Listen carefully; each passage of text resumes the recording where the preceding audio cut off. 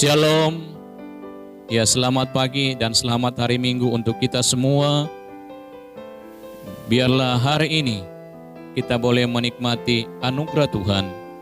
Biarlah hari ini kita ada menikmati kasih setia Tuhan di dalam kehidupan kita.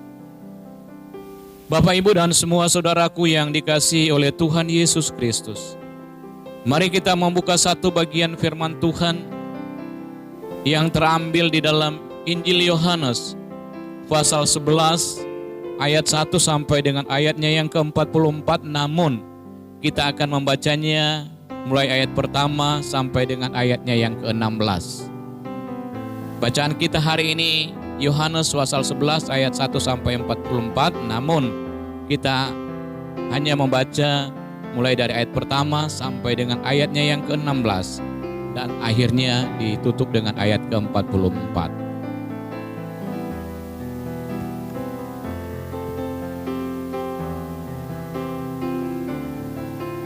Demikian bunyi firman Tuhan. Lazarus dibangkitkan. Ada seorang yang sedang sakit namanya Lazarus. Ia tinggal di Betania, kampung Maria dan adiknya Marta. Maria ialah perempuan yang pernah meminyaki kaki Tuhan Yesus, kaki Tuhan dengan minyak mur dan menyekanya dengan rambutnya. Dan Lazarus yang sakit itu adalah saudaranya.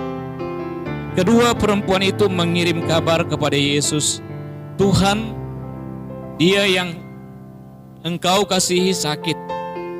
Ketika Yesus mendengar kabar itu, ia berkata, "Penyakit itu tidak akan membawa kematian.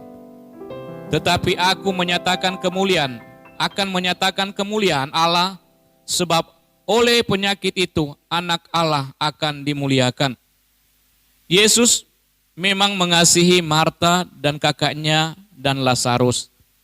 Namun setelah didengarnya bahwa Lazarus sakit, ia sengaja tinggal 2 hari lagi di tempat di mana ia berada.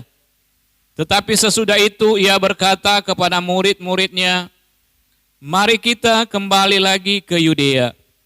Murid-murid itu berkata kepadanya, "Rabi, baru-baru ini orang-orang Yahudi mencoba melempari engkau. Masih maukah engkau kembali ke sana?" Jawab Yesus, "Bukankah ada 12 jam dalam satu hari? Siapa yang berjalan pada siang hari, kakinya tidak terantuk, karena ia melihat terang dunia ini. Tetapi jikalau seorang berjalan pada malam hari, kakinya terantuk, karena terang tidak ada di dalam dirinya." Demikianlah perkataannya, dan sesudah itu ia berkata kepada mereka, "Lazarus, saudara kita, telah tertidur, tetapi aku pergi ke sana untuk membangunkan dia dari tidurnya." Maka kata murid-murid itu kepadanya, "Tuhan, jikalau ia tidur, ia akan sembuh." Tetapi maksud Yesus ialah tertidur dalam arti mati. Sedangkan sangka mereka, Yesus berkata tentang tertidur dalam arti biasa. Karena itu Yesus berkata dengan terus terang, "Lazarus sudah mati. Tetapi syukurlah aku tidak hadir pada waktu itu, sebab demikian lebih baik bagimu, supaya kamu dapat belajar percaya. Marilah kita pergi sekarang kepadanya." Lalu Thomas yang disebut Didimus berkata kepada teman-temannya, yaitu murid-murid yang lain, "Marilah kita pergi juga untuk mati bersama-sama dengan dia." Ayatnya yang ke-44.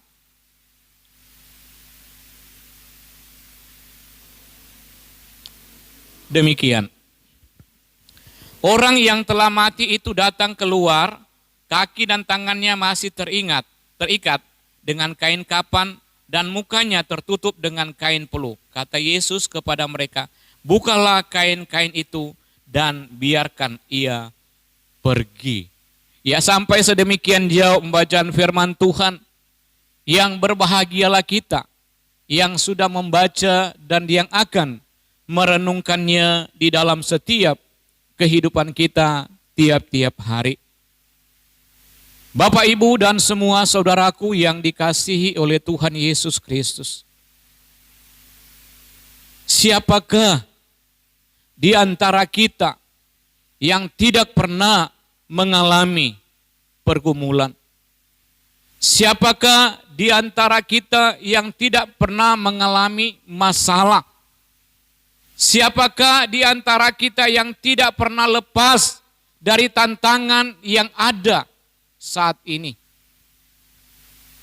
Tetapi semua kita manusia, baik itu orang-orang yang percaya kepada Tuhan maupun orang-orang yang mungkin tidak percaya kepada Tuhan, pernah mengalami masalah, pernah mengalami tantangan, pernah mengalami persoalan di dalam hidup kita masing-masing.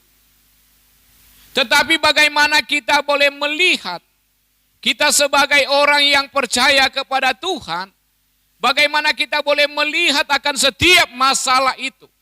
Kita bisa mengartikan, kita bisa mengambil makna atau arti penting dari setiap masalah-masalah yang kita alami. Kita sebagai orang yang percaya kepada Tuhan, kita sebagai anak-anak Tuhan, selalu ada pada jalur kehendak Tuhan. Dan bagaimana kita bisa meresponi, bagaimana kita bisa menanggapi setiap masalah, persoalan yang kita alami di dalam hidup kita sebagai orang-orang yang percaya kepada Tuhan. Situasi saat ini atau persoalan yang ada saat ini, pandemi yang ada saat ini, itu merupakan masalah besar bagi bangsa, bagi manusia. COVID-19 ini merupakan masalah besar bagi dunia. Tetapi perlu kita garis bawahi, COVID-19 ini masalah kecil di hadapan Tuhan. Tuhan bisa melakukan banyak hal. Tuhan sanggup melakukan segala perkara di dalam setiap kehidupannya. Dan bagi kita sebagai orang yang percaya, kita perlu mengambil makna atau arti penting dari setiap masalah yang ada, yang kita alami saat ini. Inilah yang menjadi tema perenungan kita di pagi hari ini. Makna persoalan bagi orang percaya. Makna persoalan hidup bagi orang percaya. Terkadang kita merasa, kita menganggap bahwa setiap masalah itu adalah suatu hukuman dari Tuhan bagi kita. Terkadang kita menganggap masalah itu adalah sesuatu yang menekan kita. Tetapi bagaimana kita bisa melihat arti setiap masalah di dalam hidup kita. Arti penting dari setiap persoalan yang ada di hadapan kita.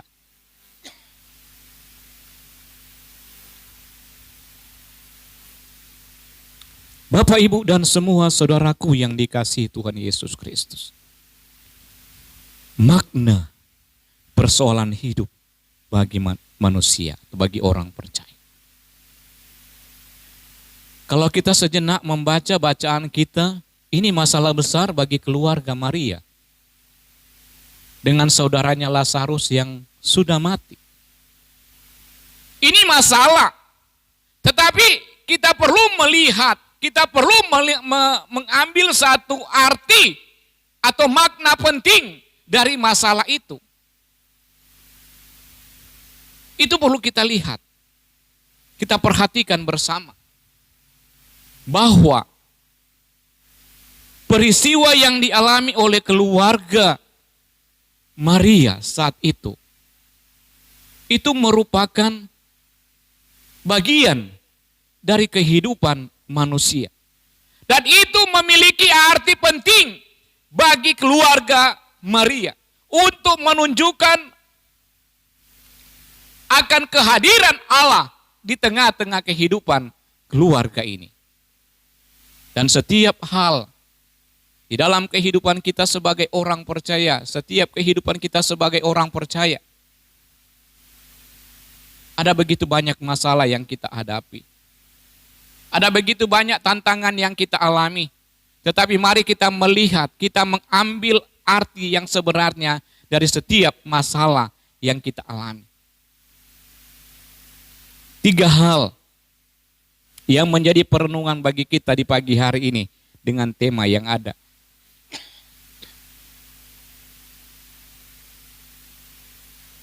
Mari kita perhatikan di dalam ayatnya yang keempat.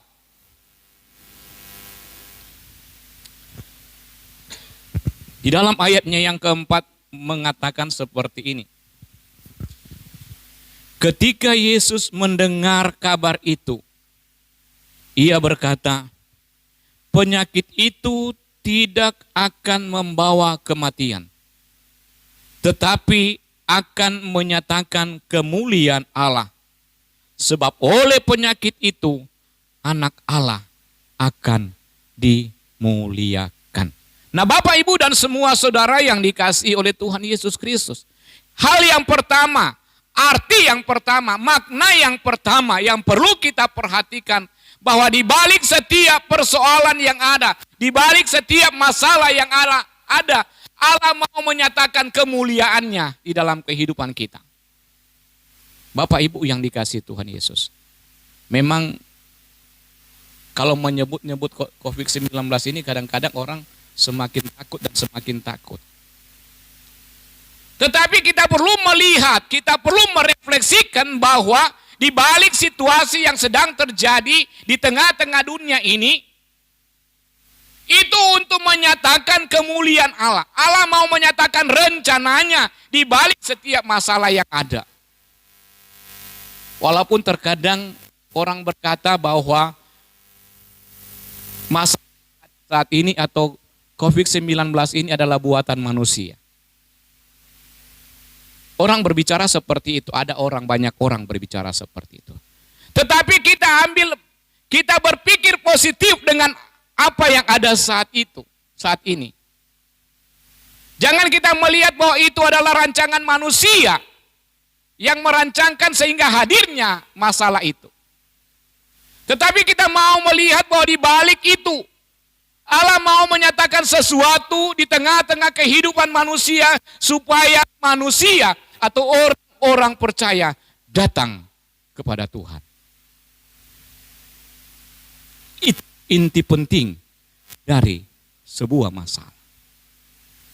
Sehingga setiap masalah yang ada yang kita alami itu membuat kita untuk datang kepada Tuhan.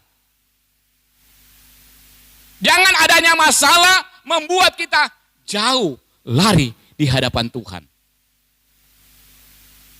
Walaupun saat ini Bapak Ibu,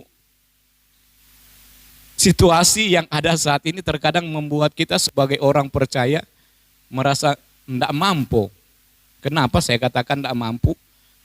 Mengapa adanya masalah kok kita membuat kita jauh dari Tuhan? Membatasi kita untuk kita datang kepada Tuhan. Bapak Ibu tahu, kita di kalangan kita sendiri, hamba-hamba Tuhan yang ada terkadang terjadi konflik dengan kondisi seperti ini. Tetapi di situ kita boleh melihat bagaimana Allah mau menguji seberapa jauh kehidupan manusia, seberapa jauh iman, kesetiaan seorang hamba Tuhan dalam pelayanan. Sehingga ada muncul banyak masalah, banyak istilahnya persoalan di tengah-tengah kehidupan kita orang percaya. Tetapi bagaimana kita bisa mengambil satu arti dari setiap masalah yang ada. Jangan kita mengambil masalah itu adalah hal yang negatif. Tetapi mari kita melihat bahwa di balik masalah itu membuat kita untuk kita semakin dekat dengan Tuhan. Membawa kita untuk kita kembali kepada Tuhan. Kalau mungkin selama ini kita jauh di hadapan Tuhan, dengan masalah yang ada membuat kita semakin dekat dengan Tuhan. Dengan setiap persoalan yang ada membuat kita semakin bergantung kepada Tuhan. Sehingga kemuliaan Allah dinyatakan di tengah-tengah kehidupan kita. Itu arti yang pertama. Makna yang pertama bahwa persoalan hidup menyatakan kemuliaan Allah. Allah mau menyatakan sesuatu di balik setiap masalah yang ada. Di balik setiap problem yang ada. Yang kedua, Bapak Ibu yang dikasihi oleh Tuhan Yesus Kristus. Di dalam ayatnya yang ke-14 dan ayat yang ke-15. Di situ dijelaskan seperti ini. Ayat 14. Karena itu Yesus berkata dengan terus terang, Lazarus sudah mati. Tetapi syukur aku tidak hadir pada waktu itu. Sebab demikian lebih baik bagimu supaya kamu dapat belajar percaya. Marilah kita pergi sekarang kepadanya. Yang kedua, arti kedua, makna yang kedua, bahwa di balik masalah persoalan yang ada membuat kita belajar percaya pada Tuhan. Hadirnya masalah, hadirnya persoalan di dalam hidup kita. Kita mau belajar percaya pada Allah. Supaya kamu dapat belajar percaya. Supaya kamu dapat belajar percaya. Jadi dengan setiap masalah yang ada, jadi dengan setiap persoalan yang ada, situasi yang ada saat ini membuat kita semakin percaya. Belajar terus percaya, percaya dan percaya kepada Tuhan. Ini hal yang penting bagi kita sebagai orang yang percaya. Kita terus belajar. Belajar dan belajar percaya. Akan karya Tuhan, akan perbuatan Tuhan, akan pertolongan Tuhan di tengah-tengah kehidupan kita sebagai orang yang percaya. Kita terus belajar. Situasi yang ada saat ini, kondisi yang ada saat ini membuat kita terus belajar. Belajar untuk memahami akan rencana Tuhan di tengah-tengah kehidupan orang-orang yang percaya kepada Tuhan. Ini hal yang kedua, arti yang kedua, makna yang kedua. Supaya kita orang percaya terus belajar. Terus belajar dan belajar bagaimana kita bisa memahami akan rencana Tuhan di tengah-tengah kehidupan kita. Dan yang terakhir, Bapak Ibu yang dikasihi oleh Tuhan Yesus Kristus. Di dalam ayatnya yang ke-32, di situ dijelaskan bahwa setibanya Maria di tempat Yesus berada dan melihat dia, tersungkurlah ia di depan kakinya dan berkata kepadanya, Tuhan, sekiranya engkau ada di sini, saudaraku pasti tidak mati. Baru ayat yang ke-44, ayat penutupnya.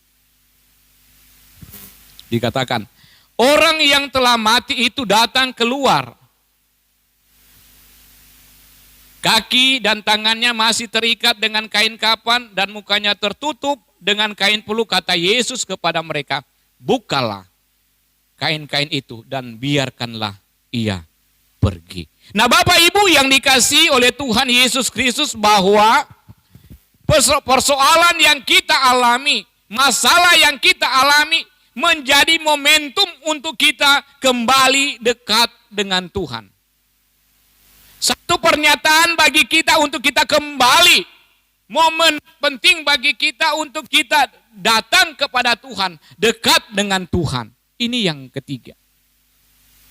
Masalah membuat kita semakin dekat dengan Tuhan. Kata firman Tuhan di dalam Mazmur pasalnya yang ke-62 yang berbicara masalah hanya dekat Allah saja aku tenang, daripadanya lah harapanku. Itu menunjukkan bahwa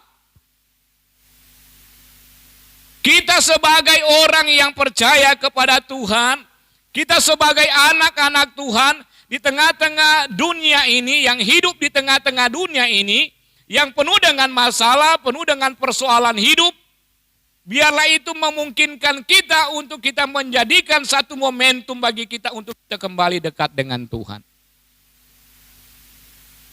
Jadi Bapak Ibu yang dikasihi Tuhan Yesus Kristus, 3 hal yang menjadi perenungan bagi kita di pagi hari ini. Bahwa makna sebuah persoalan bagi kita sebagai orang percaya itu menyatakan yang pertama untuk menyatakan kemuliaan Tuhan.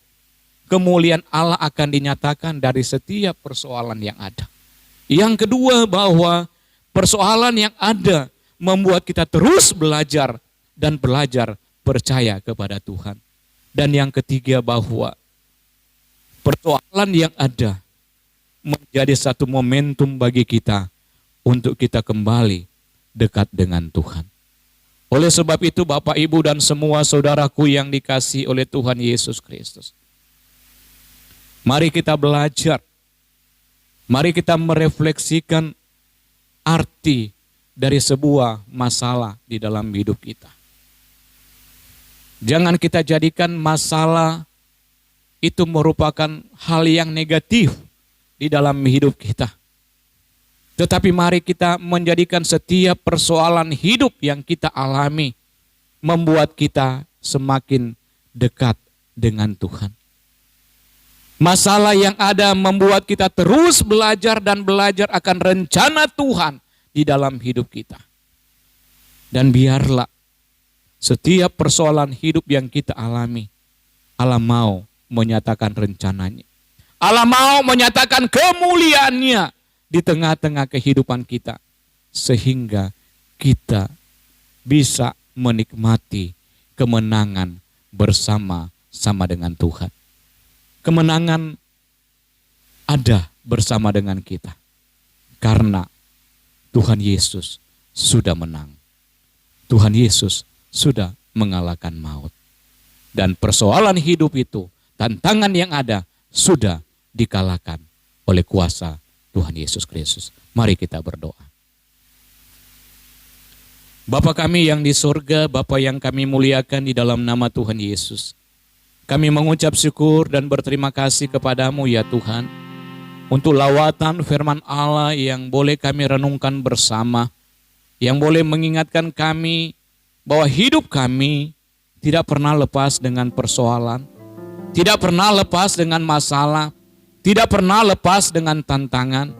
Dan biarlah semua yang kami alami membuat kami memaknai setiap masalah itu sebagai sesuatu yang baik bagi kami, di mana di dalamnya untuk menyatakan kemuliaan Allah. Di mana di dalamnya untuk mengajar kami terus belajar dan belajar percaya kepada rencana Tuhan. Dan membuat kami menjadikan momentum bagi kami untuk kami semakin dekat dengan Tuhan. Terima kasih ya Tuhan, kebenaran-Mu, firman-Mu sudah disampaikan. Dan biarlah ini menjadi satu bagian penting bagi kami, hal yang penting bagi kami, untuk kami semakin hari semakin dekat dengan Tuhan. Kondisi yang ada saat ini Tuhan, yang sangat menakutkan bagi banyak manusia. Tetapi Allah punya rencana yang indah di tengah-tengah situasi yang ada saat ini. Allah mau menyatakan sesuatu di balik setiap persoalan. Allah mau supaya kami sebagai orang-orang yang percaya untuk datang kepada Tuhan, untuk semakin dekat dengan Tuhan. semakin percaya akan rencana Tuhan. Terima kasih Tuhan untuk banyak hal yang Tuhan sudah kerjakan di dalam hidup kami. Banyak perkara demi perkara yang Tuhan sudah nyatakan bagi kami. Dan biarlah kemuliaan Allah terus dinyatakan di tengah-tengah kehidupan kami. Terima kasih Tuhan, meteraikan bagian firman Tuhan ini di dalam setiap kehidupan kami, agar kami tiap-tiap hari menikmati berkat Allah yang luar biasa di dalam hidup kami. Terpujilah Engkau Tuhan, termulialah Engkau Tuhan. Di dalam nama Tuhan Yesus Kristus kami berdoa dan bersyukur.